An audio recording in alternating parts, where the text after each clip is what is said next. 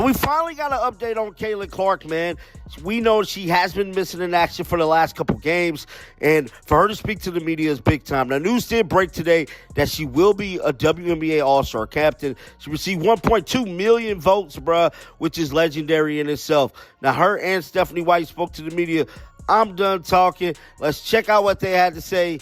Check out Caitlin Clark doing shoot-around. Roll the footage. Caitlin Clark is back, and not just easing in, but storming back, like a power surge in Game 7. Full practice? Handled. Breaking ankles in scrimmage? Business as usual. And the All-Star buzz? So loud it had Indianapolis spinning like a DJ booth. Did she just resuscitate the WNBA? Again, before most people finished their coffee. Looks like it. From tunnel walk to highlight reel, Clark didn't just return, she hit the court like a plot twist and brought the whole league with her. Buckle up, because this comeback is already rewriting the headlines. Caitlin Clark has gotten back on that floor, and they did a scrimmage in front of, I believe, the VIP members, if I'm not mistaken. So they gave us some footage. We know if Boston was supposed to screen here or not, but I mean, the ball is in the corner. But the thing I like about this, you have some chaos going over here because it looked like Ari could have got by the defender, but she kind of just hesitated and stopped and turned around. And you got some commotion going on over here. That's the type of offense you need, man. You need some chaos going on.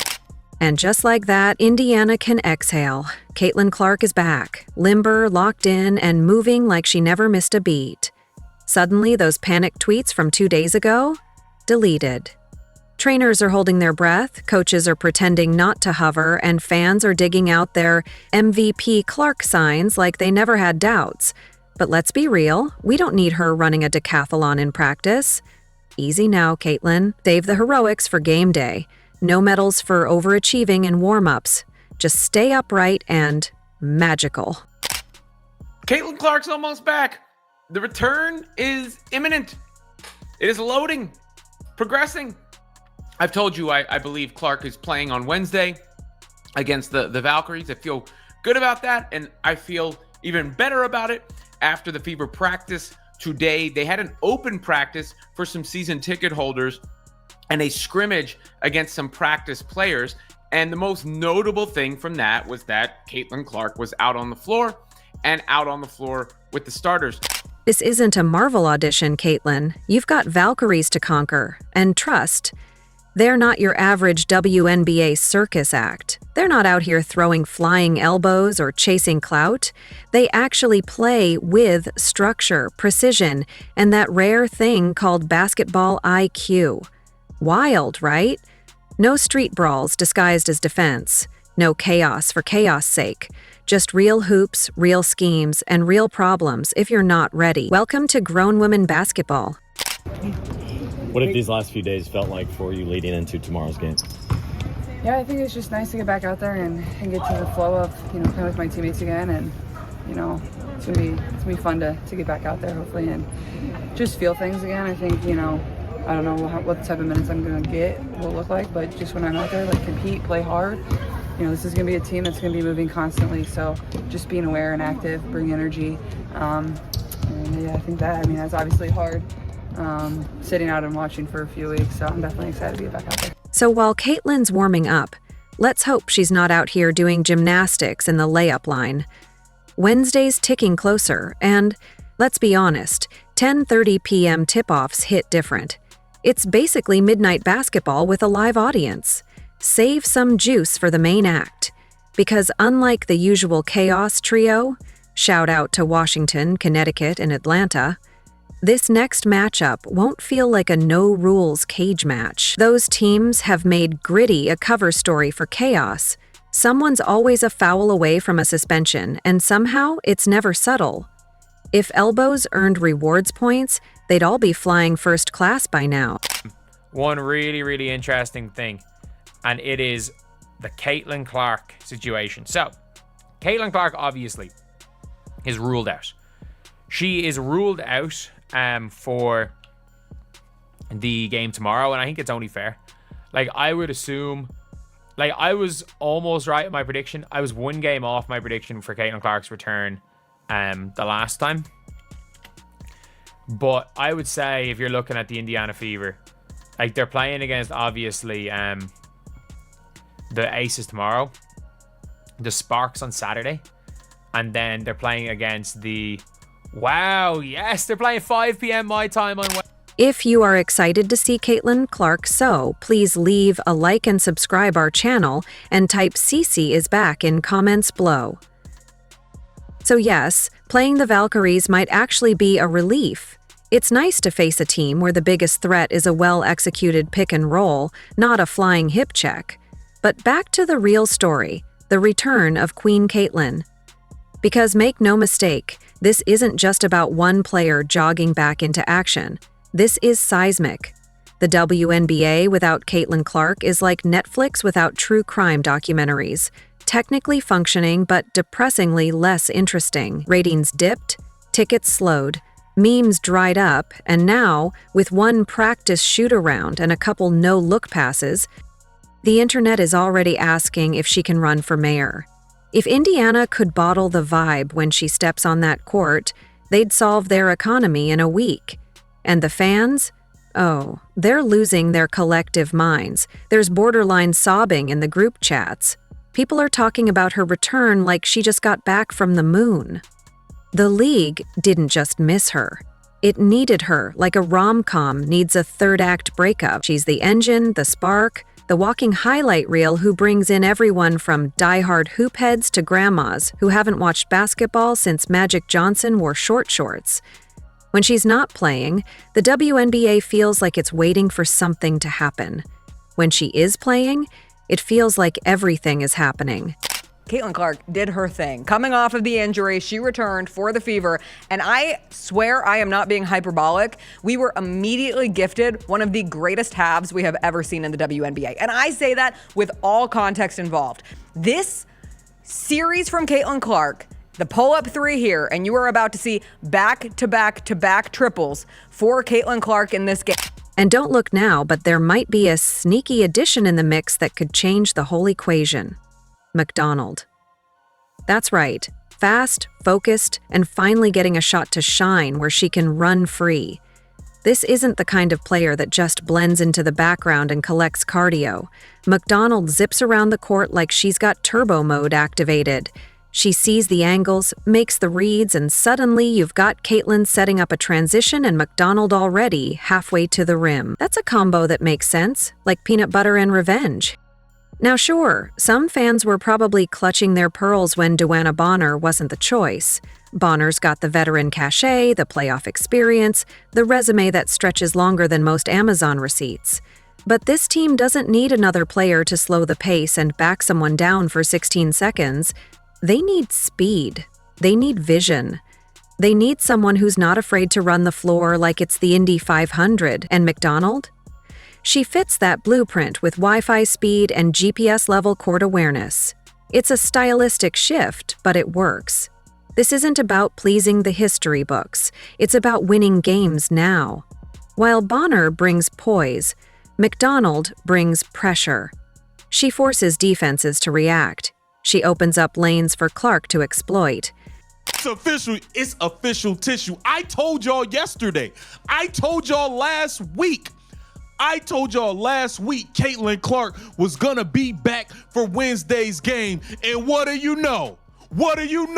It is official tissue. And when those two start syncing up, it's going to be a problem, especially for the kind of team still operating like it's 2003. This isn't the walk it up and post era anymore. It's the run and gun, slash and snipe, Instagram and stand viral era. And McDonald plus Clark? That's algorithm gold. Meanwhile, back at the league office, someone is probably lighting a candle in gratitude. Because with Clark's return, the WNBA just swerved out of a PR nosedive. Let's not pretend otherwise. When she sat, engagement dipped like Wi-Fi in a basement. People were tuning in less, clicking less, talking less. And then she touches the court again, and suddenly the broadcast team's got a pulse. The camera angles improve, the highlight reels double. It's almost like they know. Caitlin isn't just part of the product, she is the product. And for all the talking heads who love to deny it, who love to pretend she's just another rookie. They've all quietly returned to the bandwagon. They're tweeting again. They're clipping her passes. They're acting like they weren't seconds away from blaming her for world hunger last week. That's how powerful her return is. It doesn't just revive a team, it revives everybody. Even the doubters start nodding along like they believed the whole time. But we remember. Oh, we remember. For Indiana. And what does that mean also? It means that Clark will be playing with Aari McDonald for the first time. Not something that we have seen before, and certainly something to get excited about because it allows for different looks. You can see here this video from Scott Agnes. Caitlin Clark is playing off ball, and Aari McDonald is bringing the ball up. So as she gears up for Wednesday, there's a strange tension in the air. Excitement, yes. Hype, absolutely. But also that nagging hope. Please don't go full throttle in warm-ups. We get it, she's got the fire of 1,000 suns. But maybe don't break the sound barrier before the tip-off. Save that lightning for the Valkyries, who at least won't try to body check you into next week. And assuming she keeps it tight, plays smart, and lets her talent speak without needing to set a court on fire mid-practice, we could be looking at the start of a serious second wind. Because this isn't just about coming back. It's about dominating the return, about taking the narrative, reshaping it, and slapping a fresh headline on the season. Clark resurrects WNBA again. And when the game starts and the cameras zoom in, all eyes will be on her, not because she demands it, but because gravity works that way. She's the one drawing defenders and viewers alike. She's the one turning routine possessions into cinematic masterpieces. And with McDonald running shotgun, we might just see something special, something fast, electric, and untouchable. So yeah, let her ease into it. No full-sped tackles on your own teammates. No dramatic cross-court heaves in the first 90 seconds of practice. Just warm up, lace tight, and breathe easy. Because Wednesday's coming. It's official. I knew it. I knew it. I knew she wouldn't let me down. Let's listen to what Caitlin Clark had to say about her return for the Valkyries tomorrow. What have these last few days felt like for you leading into tomorrow's game? Yeah, I think it's just nice to get back out there and get to the flow of, playing with my teammates again. And, it's gonna be fun to get back out there, hopefully, and just feel things again. I think, I don't know what type of minutes I'm gonna get will look like, but just when I'm out there, compete, play hard. And the Valkyries are waiting. A clean team, a strong matchup, and a nationally televised opportunity for Clark to make everyone forget she ever missed a minute. The league's been holding its breath, and now it's finally starting to exhale. The WNBA needed this, the fans craved it, the narrative begged for it. And now she's back, with reinforcements, fresh storylines, and more firepower than ever. Buckle up, because what's coming isn't just a game, it's a statement. The hype is real, the buzz is deafening, the Caitlin Clark effect is in full swing, and rightfully so. She's back, sort of. And while the headlines are popping and the fans are frothing like it's the Super Bowl of Tuesday night basketball, there's a slight hitch in the fairy tale return. Because as much as everyone wants to scream she's back, the reality is, she's backish. Not quite 100%, not quite spring-loaded, more like Caitlin at 85%, trying to give the people what they want without unraveling like a cheap shoelace. Watch the footage closely. Something's a little off. The bounce isn't bouncing. The hops look like they've been replaced with cautious optimism and a hint of grimace. She's still lacing up, still doing the work, still moving the ball like she invented geometry, but the explosion isn't there. It's like watching a Ferrari in eco mode. Still smooth, still impressive, but not fully unleashed. See her playing off the ball more. You're going to see her with the backcourt pairing of Aari McDonald, who was picked up and has not yet played on the court or in the same game as Caitlin Clark. So for those reasons, it'll be different as they're entering this very difficult portion of their schedule. 5 games over the next 7 days before All-Star break. 3 at home, then a back-to-back on the road. at Boston against the Connecticut Sun, and then in Brooklyn against the New York Liberty. So we heard from Caitlin Clark for the first time in a week or so. She also has the All-Star Draft that she recorded last night on Monday night and will air coming up Tuesday night on WNBA Countdown. After practice. And that's the concern. Not because she can't perform at 85%, of course she can. Caitlin at 85% is still better than most at 110%. But this isn't about now. This is about later. When every bucket, every screen, every slide on defense becomes amplified under playoff pressure. So yes, the excitement is understandable. Fever fans are starved. The WNBA is desperate for a jolt of adrenaline. Everyone's acting like she just came back from an Avengers-level mission. But here's the cold truth. You don't rush greatness back into the grind of the regular season just to put on a show. Not when the playoffs are lurking around the corner like a final boss. What good is a triumphant return if it ends in another stint on the injury list? She doesn't need to prove anything to anyone. She's already a walking billboard, ratings magnet, and assist wizard. There's no medal for playing through sluggish movement, no MVP handed out for forcing a comeback before the body is ready. And while she could absolutely go off at 85%, drop 24-9 and still make SportsCenter twice, it's not worth the gamble if she limps through the second half of the season like she's carrying a piano. Footage of Caitlin Clark going through practice. Now, in case you do not realize, tomorrow night, huge game for the Indiana Fever against the hated Cheryl Reeve-led Minnesota Lynx. Now, Cheryl Reeve is the coach that, of course, was involved in leaving Caitlin Clark off the Team USA 5-on-5 team. I don't want to hear 3x3. I don't blame her for saying no. She shouldn't have been part of that. I mean, Diana Taurasi literally contributed nothing to Team USA, and Caitlin Clark should have had Taurasi's spot. The adrenaline's real, though. That first game back glow can convince even the sanest athlete that they're indestructible. There's something about the roar of the crowd, the cameras, the weight of expectations that makes sitting out feel like a betrayal. But smart players know when to slow the roll, when to pull back before they unravel the entire sweater. Because it's not about just being there, it's about staying there. And right now, Clark looks like she's revving the engine with a blinking check engine light. Even her gait looks more conservative. Not limping, but calculated. She's not slicing through defenders like they owe her money.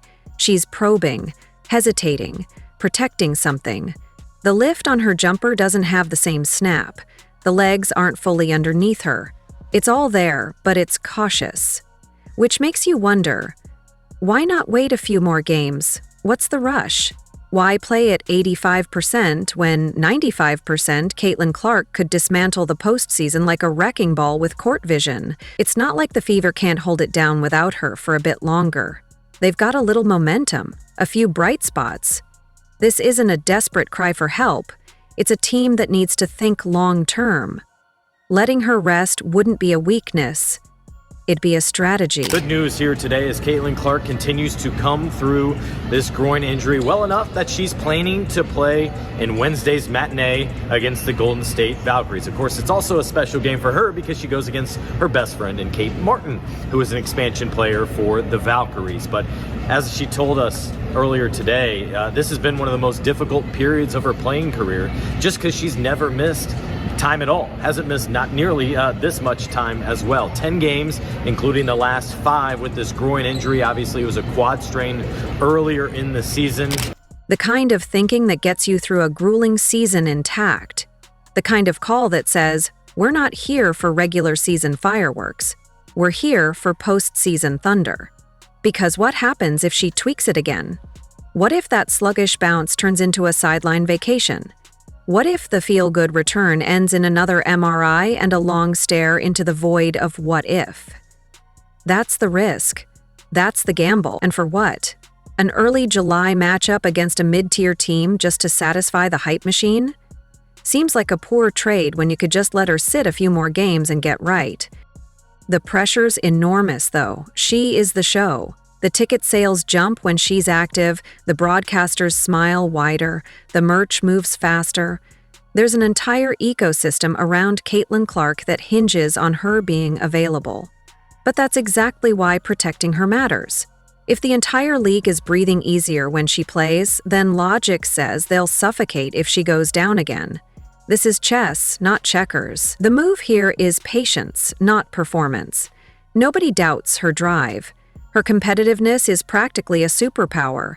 The girl would play through a thunderstorm if they let her. But sometimes, the toughest decision is not to play, to sit, to wait, to build strength, to let the body catch up to the mind. That's not cowardice. That's championship DNA. What if? Because Caitlin Clark is the reason that people watch women's basketball. Just a couple games ago, Caitlin Clark was playing, the Connecticut Sun with the Indiana Fever. And she got poked in the eye by some female by the name of Sheldon. One of the other players on the Sun came up and shoved Caitlin over. I stand up for Caitlin since nobody else did. She tries and tries and tries and tries and tries with these ladies, and all they do is foul her. Because the playoffs are where legacies are built, not in random mid-season grudge matches, no matter how fun they are for social media. And don't mistake this for negativity. It's not about fear, it's about investment.